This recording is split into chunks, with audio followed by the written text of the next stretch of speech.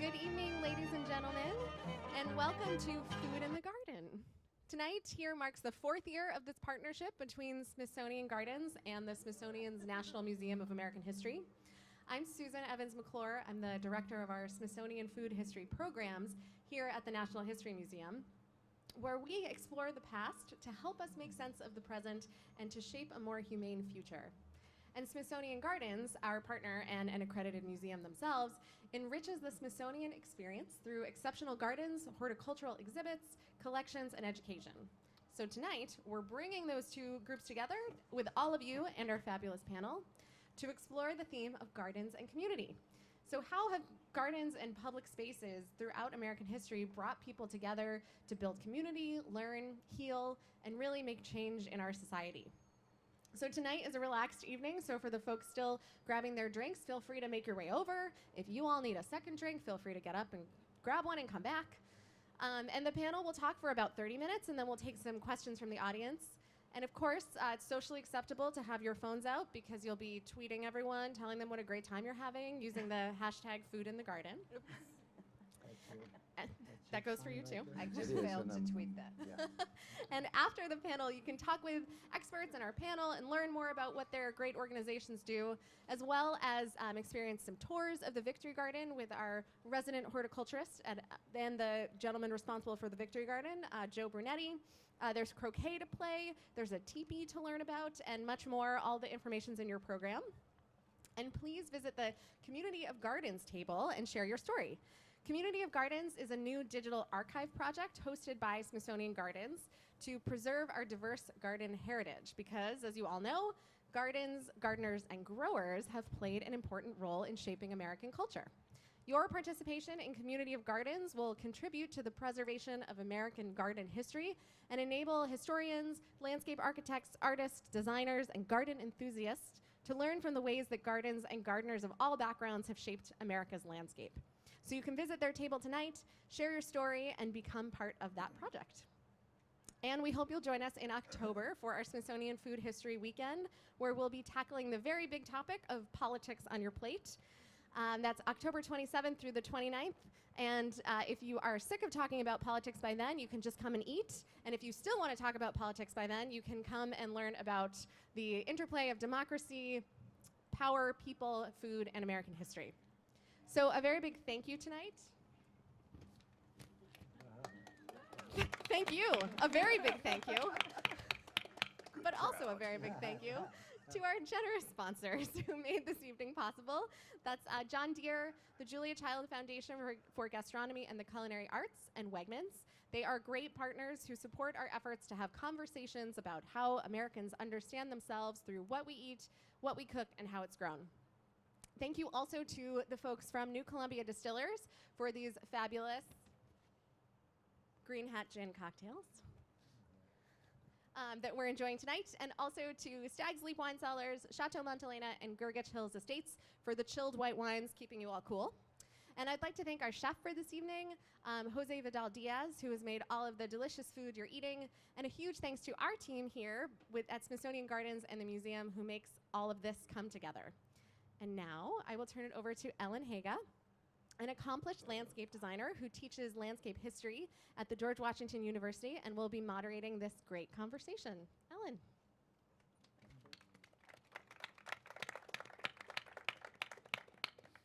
Good evening. I was asked to give a little overview of this idea of common space from parks to Victory Gardens, and to just give a sense of where these ideas come from in our history.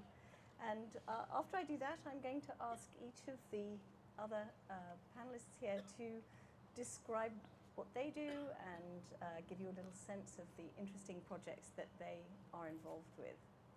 And I think we can take this idea of public space, outdoor public space, right back to the common land that you used to find in the middle of every little English village, land that might have been owned by somebody else but was given to the people in common for very utilitarian reasons, to have their cows or their pigs, or to maybe do some cultivating of the soil. And we can even see it coming over to America in places like Boston Common.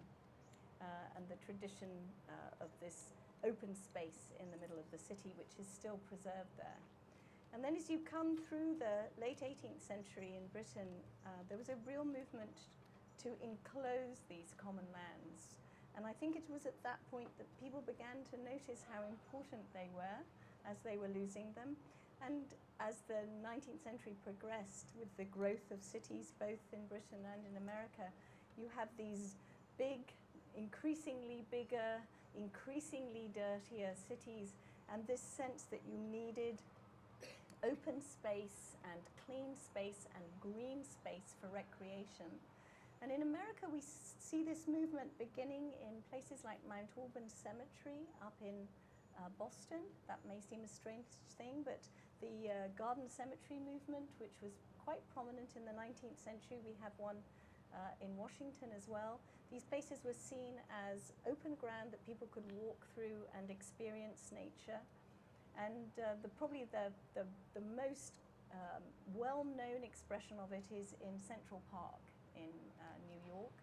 And almost every major city from the time that Central Park was built began to create these open, naturalistic spaces. They were seen as places for recreation. They were seen as places where the classes could mix. Didn't matter where you lived, everybody could walk into the park together. And they were seen as beneficial to the health of the people who worked long hours in very difficult industrial and like garments industries inside dark buildings. And here was their chance to go out into nature. When Central Park was first built, for example, there was a dairy. There were cows, there were sheep that wandered around on the greens there. So there really was an attempt to recreate the countryside.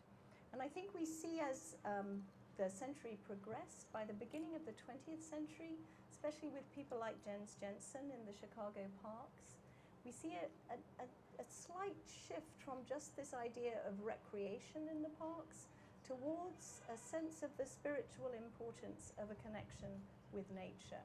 Jens Jensen started by incorporating not just native plants in the Chicago parks, but native plant systems. He wanted to recreate the connections between the plants that you would see in the wild in the area that he observed around Chicago. And he also was very interested to make the connection.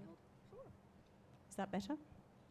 He was very interested to make the connection between the native peoples who had lived there and the landscapes that he was creating to show that this was, humans had been involved in these landscapes for millennia.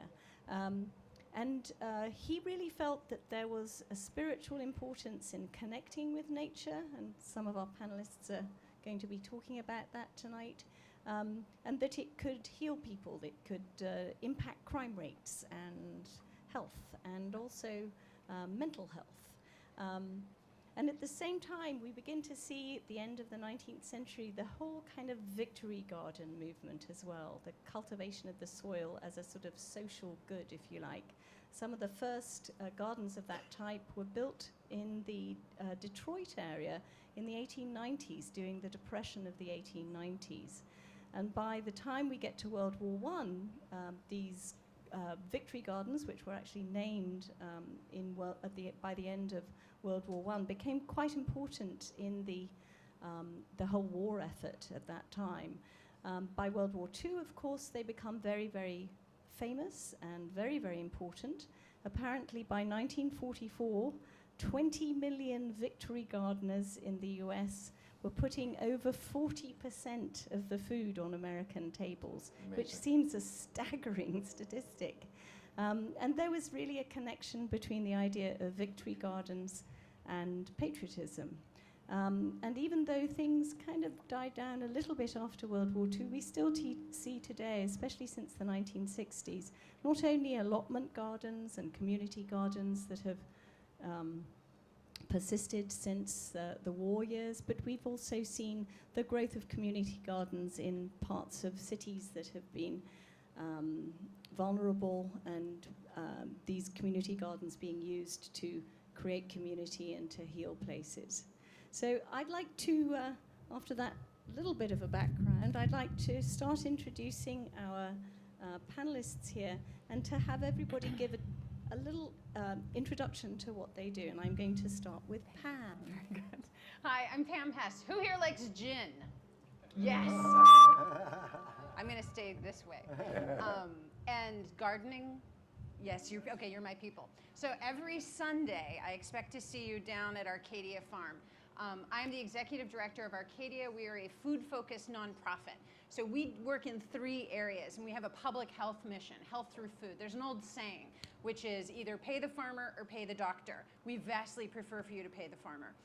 Unfortunately, there are a lot of places, particularly in Washington, where you don't even have the opportunity to pay the farmer. And I'm talking about mostly Ward 7 and Ward 8, east of the river. There's a real grocery gap there. There's one grocery store in Ward 8, which you guys probably know as Anacostia, and that feeds 77,000 people. I live in Ward 6 on Capitol Hill. I have 10 grocery stores, each one that feeds an average of 8,000 people. As you can imagine, if that's the situation that you're living in, you're not going to have access to really good quality stuff. By the time you make it to the store, which is several bus rides away, everything's been pawed all over. Consequently, if you lay down a map of the United States of where all the grocery stores and farmers markets are and where all of the chronic diseases, cancer, heart disease, hypertension, what you're going to find is that they're in different places. Your health is determined by how much affordable access you have to quality food. So here's where Arcadia comes in. We were created in 2010. Have you eaten at Birch and Barley or Iron Gate or Partisan or Red Apron? Okay, so the restaurateur who owns those, the principal is, it's called Neighborhood Restaurant Group, and this guy named Michael Babin, he was looking for fruits and vegetables that were locally grown at good farms to serve in his restaurants around about 2007, before the local food movement had really taken off. And he came up against a problem, and that is that the supply was small and the prices were high.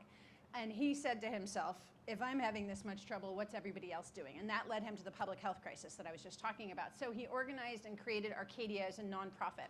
We are based on the grounds of Woodlawn Plantation, which used to be part of Mount Vernon. There's a beautiful old mansion there and a Frank Lloyd Wright house if you are interested in architecture, 126 acres. We have a farm there that is now, I think we're cultivating 4 acres. We work in 3 areas. The first is sustainable agriculture. So we're growing food using sustainable methods. We're not spraying chemicals on it, where our fertilizer is compost. We are training military veterans to be farmers. Brief sideline on this one. We are facing a massive crisis in agriculture. In about 10 years, potential for you to be very, very hungry or eating everything that you eat from China or Mexico. The average American farmer is now 58 years old, older in Virginia. For every 6 farmers over the age of 65, there's 1 under the age of 35. 10 years from now, 20 years from now, we need 700,000 new farmers. We've added about 1,100 farmers in the last 5 years. Math doesn't work. So at the same time, military veterans are leaving the military in droves. We're downsizing after 2 wars. We're losing about 200,000 service members every year. They're going into the civilian world, and many of them don't want to sit behind a desk. As I say, these are outdoor cats. I used to be a war correspondent, so I spent a lot of time in Iraq and in Afghanistan. I got to know them in their natural environment. They are creatures of action. They want to affect their environment. They want to be in charge. So we are training a dozen of them right now to be farmers on land that George Washington himself used to cultivate. Can I get an amen? Yes, okay.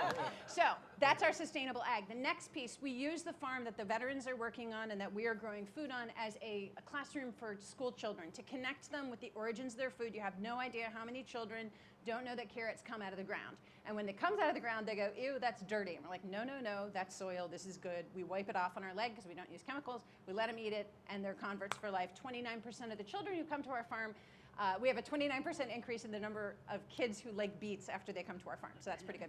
The final piece is all of this food that the veterans are growing and that we're growing with them and that the kids are learning about and harvesting themselves and eating healthy food on the farm. We harvest it and we move it into low food access neighborhoods, getting to our public health mission.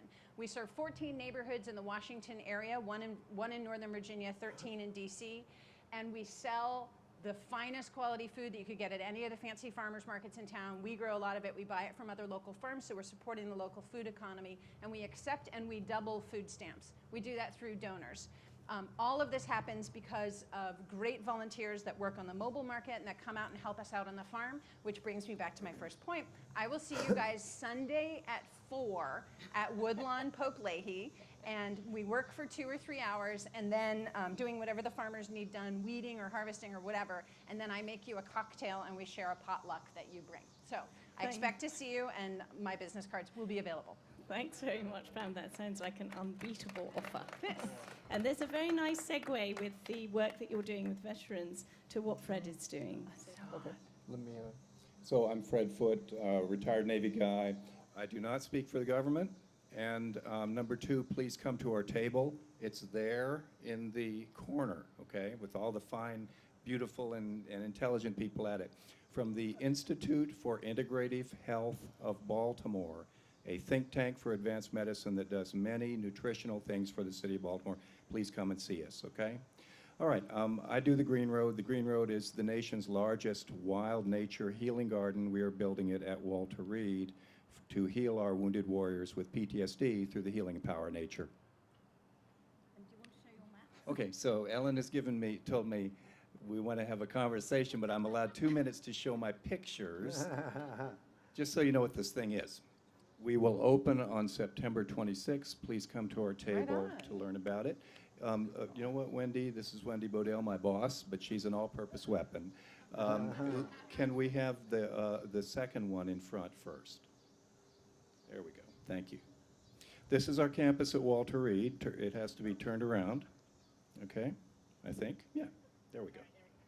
So we want to heal our wounded warriors with nature. This is our military base, Walter Reed National Military Medical Center, Bethesda, Maryland. There's a lot of green space. You could heal with nature, right, with that. There's even a natural stream. Right now, if you're badly hurt, as a warrior, you live here and here. Very nice accommodations, no more bad accommodations, okay? That's all in the past. If you have to move about the base, you have to fight traffic. That's bad. So the Green Road is a road for pedestrians and wheelchairs that connects the housing areas through woodland along the stream so that the wounded warriors can move to and fro in beauty and stress-free living instead of through the traffic. We'll now show you a picture of the garden itself. And this is the garden. It's a woodland ravine. It's a 2-acre site in the middle of that 1/2 mile long wheelchair path. We are building that with a nonprofit philanthropist organized by the Institute for Integrative Health, and our prime donor is TKF Foundation Annapolis. Tom and Kitty Stoner, great, wonderful people. They give us $1 million to make this start. The garden site that we have is beside the stream. There is a social zone and a sacred zone. The social zone is in a flat area by the stream. It has here a council ring of boulders, here a stream encounter zone, here a glade for arts, here a communal pavilion for gatherings of 10 or 12. The sacred zone is here. It's a hillside, wooded hillside. It will stay a woodland. We're just enhancing it by bringing out core natural elements. At the top, we have a sacred commemorative pavilion, which is sacred to our lost comrades. It is a very non-directional open space where wounded warriors can stay with their memories, and in an environment that says that all is not trauma, that there is also healing and regeneration. So we have pictures of all these things for you. Please come to our booth. And as we go along, we'll tell you more about the nature elements that we're using to heal the wounded warriors. Now I'd like to turn it over to Tom, who is a Mohawk from New York State and has spent much of his working life in South Dakota. Thank you. My name is Thomas Cook. My name given at birth is Kanatakeniate. I'm from the Mohawk Reservation, Akwesasne, in northernmost New York State. An agricultural people, history, community. I spent 40 years with my wife in Pine Ridge, South Dakota. Pine Ridge contains the poorest, for 20 years, the poorest of the 3,147 counties comprising America. The Lakota people had been dispossessed of all they had. Their big country got taken from them because gold was discovered there. It continued in every way. This dispossession continued on and on. The only way my wife's grandparents had to feed themselves and their children was to plant community gardens. They had a big lift in the effort from World War II victory gardens. Before that, the government policy was to help people help themselves with gardening. They provided the horses, the teams, the plows, and all the infrastructure for growing their own food. Since World War II, everything changed. And particularly after 1953, when Indians were allowed to drink alcohol, purchase alcohol, the people went crazy. Everybody got drunk during the 50s, 60s. The communities descended into chaos, dysfunction, violence, you name it. All of the negative social indicators could be seen in this poorest county in the land. I went there as a journalist during the Wounded Knee confrontation in 1973. And after a couple years, married Loretta Afraid of Bear and wanted to find some way to help people help themselves. And it was obvious to me that the spiritual, the real connection people have with the ground is fundamental for their own sense of who they are, and what they're doing. Particularly, this is so with Native Americans. We have a millennia of history of living with nature, not off of it. And sure enough, now this year is the 31st year of a continuous gardening assistance operation. We run 5 tractors across a 4,500 square mile reservation. And this year, we made 239 gardens, home gardens and community fields to help people help themselves. We have a big response from that, resurgence of interest, a huge diabetic problem, a huge separation. People are separated from each other, from the forces and the things of their lives, like the very land they walk on. Gardening creates community. You have the main gardener. Each family's got a head gardener around whom the young, the old congregate, help out, learn things, like I did when I was a little boy. I was one of 52 first cousins, and every Sunday, every weekend, there was a huge gathering at our grandmother's house. But I was one of only a few that went out into the garden with Grandma and helped her, from which we had a special relation, a special smile for me and my other cousins that helped. And that stayed with me. My grandmother's smile takes a child a long ways. So each of you grandparents, parents, do that for your kids. Impart in them something of spirit. My work with these several thousand individuals through the families that garden was made possible and flourished with, through the help of Running Strong for American Indian Youth. www.indianyouth.org. Look us up.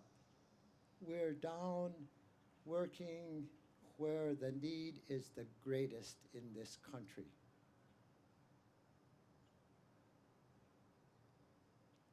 Two years ago, my wife and I moved home to my home in New York, Akwesasne.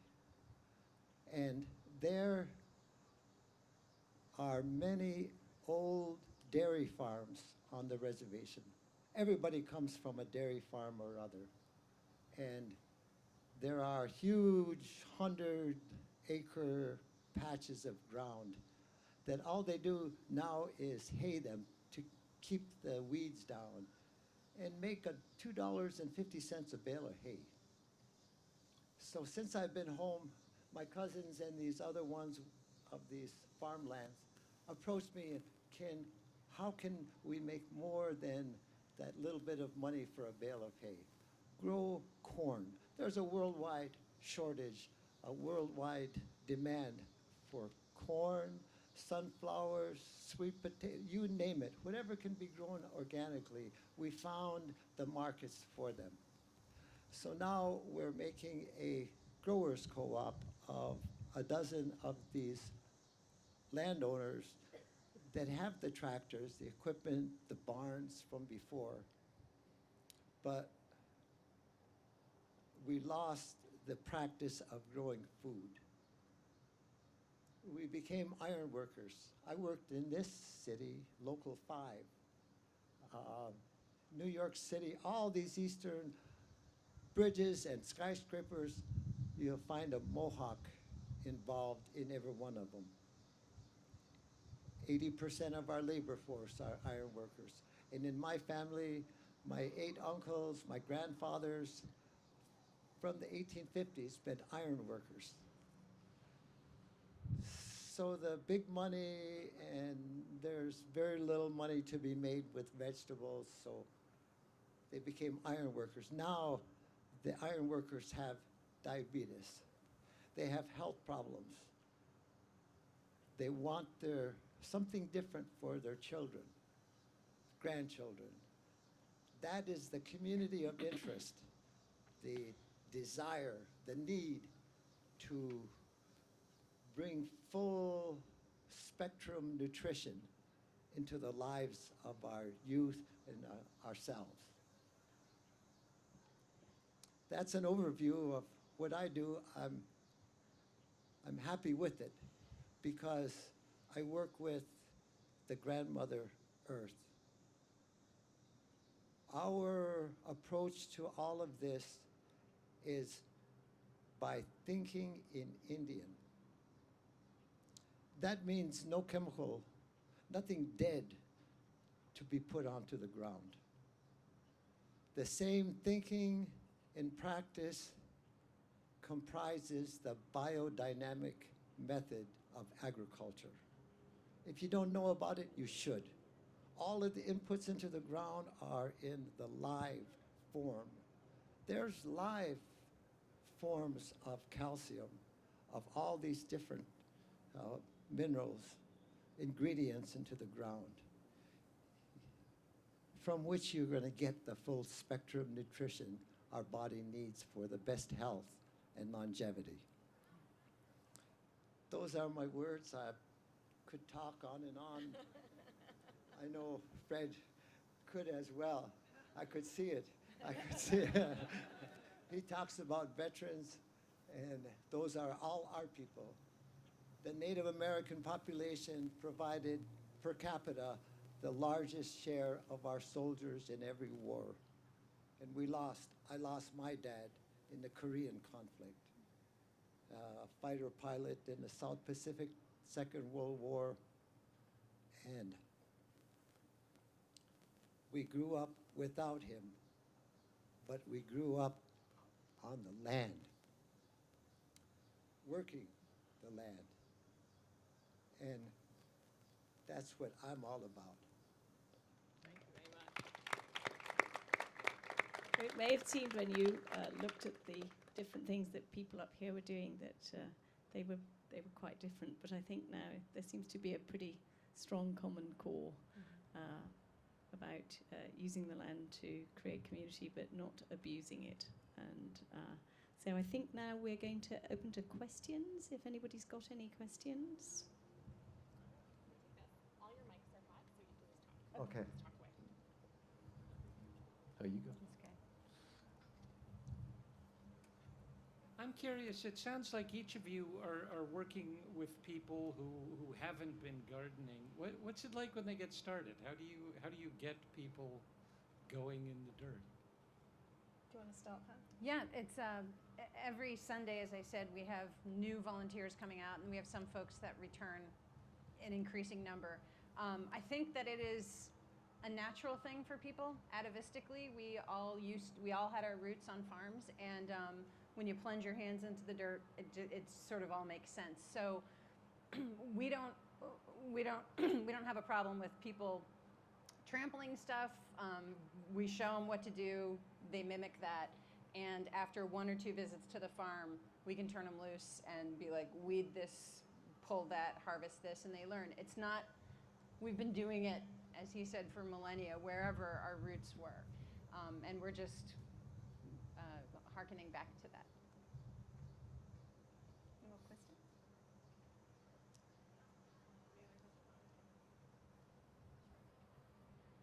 Hi, so wonderful to hear about everybody's organization. Such great work being done. One of the common themes that I was hearing was really using gardening and connecting with the earth for healing and health. And I was wondering if you could talk about sort of maybe how engaging in gardening and these activities provides a new definition of health that maybe might be more holistic or just sort of changes the way that we think about health. Do you want to talk about the PTSD work? Sure. Our warriors today are not bullet wounds. They're PTSD and brain injury. Conventional medicine, which treats one organ at a time, does not work very well for those conditions. So at Walter Reed, over the last 15 years, we've had to find a new kind of medicine called holistic medicine. And what that is defined is any treatment that treats your whole body instead of just one organ. So healing buildings is holistic, family-centered care is holistic therapy, nutrition, exercise, stress management, and alternative medicine, they're all holistic treatments. And our global agenda is to develop all of those at Walter Reed and add them to pills and surgery. We don't throw away the pills and surgery. The future of medicine is to develop holistic care and add it to what you now know as medical care. We've done projects on all of the above. All of the above are healing the warriors with PTSD. We have data. And our last projects are Heal with Nature and Heal with Art. Art making is one of the most powerful treatments for PTSD.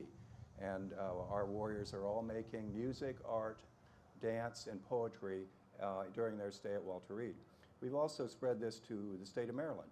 The Institute for Integrative Health has started the Maryland Network, where we are uniting locally owned arts and garden projects for veterans across the state of Maryland. So come to us and see our table, and we'll have information on that for you. The critical problem in holistic medicine and using it is measuring its effects, because it's not enough to just measure one organ. You have to measure the whole body, moving from illness to wellness. Part of our Green Road is a currently $250,000 research program at our military university next to the Green Road to actually use advanced measurement methods on warriors in nature. And these include genomics, integrated biomarkers of the stress response, and the artificial intelligence of language. So come to our table and we'll tell you more about the future of medicine, where we can actually measure your whole body and chart the effects of all these holistic therapies. Thank you. And Pam wanted to add something. Yeah, just anecdotally, one of the veterans in my program is a guy named Zeke. He was a sergeant. He was a sniper in Iraq. He had a pretty rough go out there, and he joined our program last February, so he's been training with us. He's been out of work for 5 years. He's been trying to get hired, came back from the war in the middle of the recession, and so once you haven't been hired for a year, it just kind of compounds. Really frustrated. We were able through our networks to connect him with a company down in Richmond that is hiring farmers to restore old farms. So he's now working for them, and what he told me the last time I saw him, which is pretty incredible. Now, we don't posit our program as a therapeutic program, but we know it has therapeutic effects. It just does. You feel better on Sunday night after, might be the gin, but I think it's the gardening. But what Zeke told me is this, is that he continues to carry this scar with him from Iraq, where he had friends who died out there, and he thought, I'm trying to help these people. Like, why are they trying to kill me? He's not a study of strategy or global politics. He just couldn't get it. He's like, I'm here to help. Why are they trying to kill me? Why did they kill my friend? So now that he's working on the farm, he told me that he was able to watch for the first time a documentary about Iraq. Normally he would watch it, his heart would start pounding, he would start getting stressed out, he'd sweat, he couldn't watch it because he has PTSD. So when he started watching it this time and that happened, he went out the door and started working on the farm, put in a good 2 hours of whacking back the bush, came back, turned it back on again, and what he said was, I finally understand. We were occupying them. Of course they were mad. I'd be mad too. So it wasn't about me personally. It was about something much larger than me. So he is finding peace, and the only way that he's able to find that peace is by learning more about the conflict that he was engaged in on a factual basis that he couldn't take in before because the stress was too much. And now that he has a place to work out that stress, which is being on the farm, his life has changed. And just a note about PTSD is about 3/4 of the people in our program suffer from it, and what we have found is that the greatest treatment for it is a meaningful work, so that they have a purpose again. They've been cut off from being part of a group that had a mission and that they were needed. They were an intrinsic part of something important. Their buddy's life depended upon them doing their job. They come back into the civilian world and they're not needed anymore. So having meaningful work and then an ongoing connection with other veterans who understand what it was like, who speak the same language, who use the same profanity, I do, it heals them. And then the farm work on top of it, getting them into something where they're creating rather than destroying. And I'm no hippie, and I was over there and I was, totally with them. But this is what they're telling me, is that for so long I was part of destruction and now I get to create. It's a pretty great message. Are there any other questions from the audience? I've got a question Great. for Tom. Tom, our warriors, as we plant our garden, our warriors tell us that there's special spiritual power in water, stone, trees, and animals. We have many animals, deer, foxes, coyotes, everything in our garden area. Where does this come with Native American spirituality? Is there a sacred quality to some pieces of nature? Yes, I can speak for my culture, Mohawk, Iroquois. All of the ceremonies of our people revolve around the plant life. Every one of them, except for the feeding the dead. You greet, acknowledge, express gratefulness to all of the life forms. Of the tree life, the maple is the leader tree, because the maple is the first tree to give its fruit to man in the syrup, in the sap. Likewise, the strawberry is the leader of the fruit life because it's the first one to give of itself to us. Each of these ceremonies is about addressing, thanking, and being grateful to the spirit of that plant, animal, everything in the environment is alive. We have a hard time this generation because of the pollution that took place around our reservation in the aluminum reduction factories, Alcoa, Reynolds, General Motors. And half a century ago, there was so much pollution, the cattle of the dairy farmers' teeth were falling out. And it got worse and worse, and pretty soon everybody said, well, there's too many PCBs, these and that in the ground and environment, so it suppressed gardening.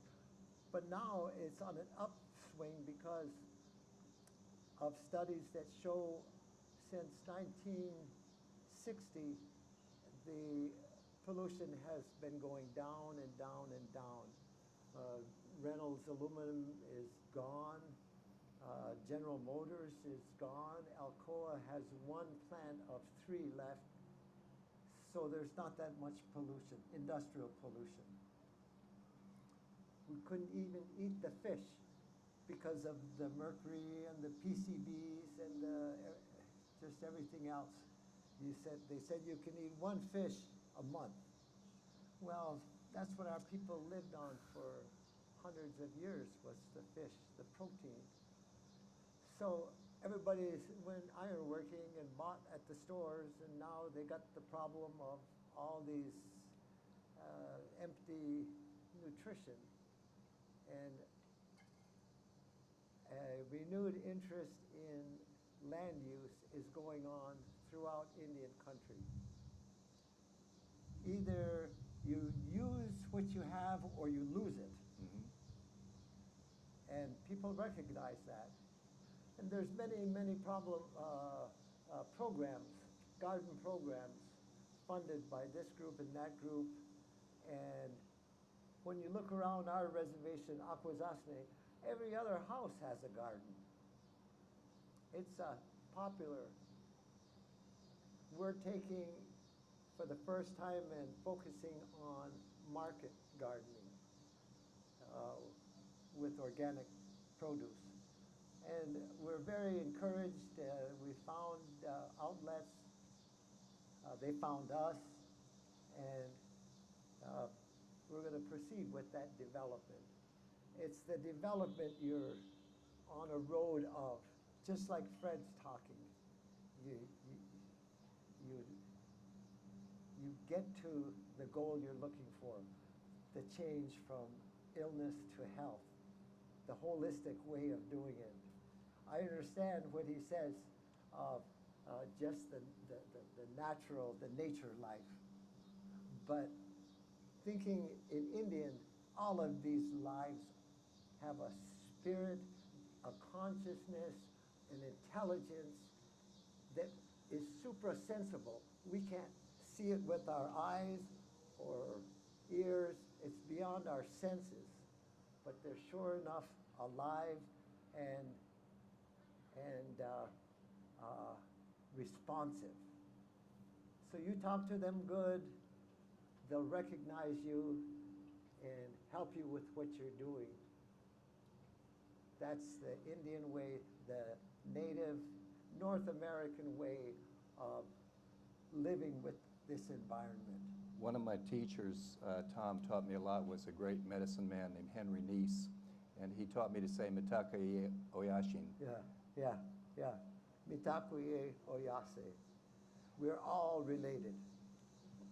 Everything is related.